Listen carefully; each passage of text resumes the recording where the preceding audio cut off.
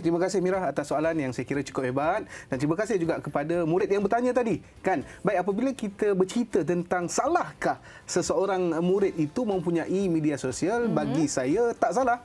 Sebab apa? Sebab media sosial sekarang ini sudah orang kata menjadi satu medan untuk kita membunuh masa. Kalau dulu kanak-kanak, kan, waktu kita kecil-kecil dulu kita menggunakan bermain dengan tank-tank, bermain dengan konda-kondi, main lastik, berenang dan sebagainya sebagai masa, sebagai cara untuk kita membunuh masa. Tetapi sekarang ini sudah berbeza.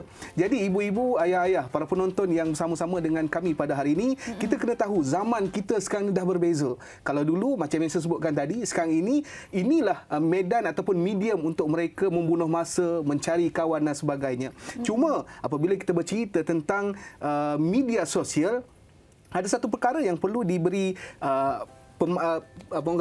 penekanan, iaitu pemantauan dengan kita tahu batasan-batasan. Kalau tidak, kita akan terus lemas dalam permainan media sosial itu sendiri. Leka, akan menjadi leka. Tapi kan cikgu, apabila cikgu kata tadi, media sosial ini juga perlu dalam kalangan remaja ataupun murid. Persoalannya, seberapa ataupun perlu sangat ke murid ini ada media sosial, cikgu? Kalau ditanya, adakah perlu sangat kan murid-murid pada media sosial? Bagi saya sekarang ini media sosial telah pun menjadi macam makanan. Sebab apa?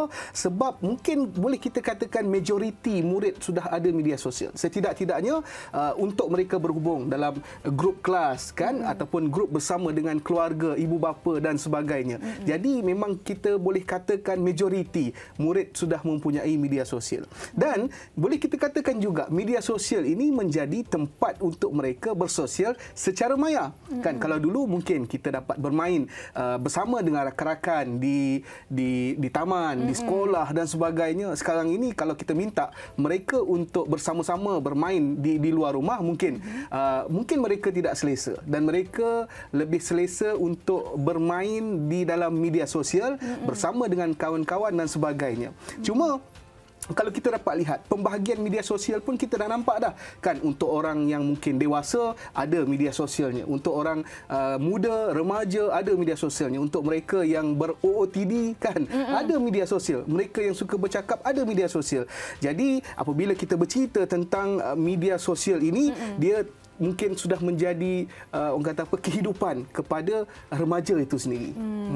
Tak dapat dipisahkan lagi betul, lah, betul, cikgu. betul. Tapi kan cikgu, kalau kita tengok statistik, menurut Suruhanjaya Komunikasi dan Multimedia SKMM, ada mengatakan remaja dan juga kanak-kanak merupakan golongan majoriti yang ada menggunakan media sosial ini. Tapi kan cikgu, sebelum mereka menggunakan ataupun melayari media sosial ini, apa yang seharusnya mereka tahu dan peka tentang keadaan media sosial itu sendiri sebelum mereka melayari laman tersebut? Baik, terima kasih Mira atas soalan itu. Apa yang murid-murid perlu tahu sebelum melayari media sosial? Satu perkara yang anda semua kena tahu ialah media sosial ini adalah merupakan dunia tipu-tipu. Dunia tipu-tipu. Dunia tipu-tipu. Apa itu dunia tipu-tipu?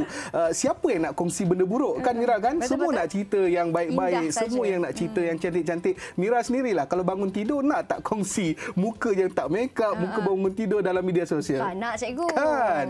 Mungkin kita akan rasa macam kita nak kongsikan benda yang baik, kongsi benda yang menarik. Jadi untuk murid-murid yang nak bermain media sosial ini, bagi saya mudah saja, jangan dedahkan perkara-perkara peribadi kepada orang-orang yang kita tak kenal, kan, kepada kawan-kawan baru yang mungkin kita baru kenal, kan, macam kita tak selesa tapi kita dah cerita macam-macam dengan dia.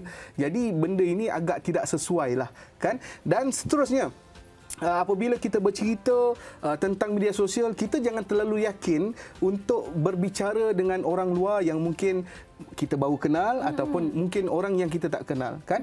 Bila kita banyak meluahkan perasaan, sebenarnya kita tak tahu siapakah yang berada di sebalik skrin tu, kan. Mungkin dari nama dan gambar nampak macam perempuan, tetapi hakikat dan realitinya mungkin lelaki, kan. Sekarang ini itu yang saya katakan dunia tipu-tipu.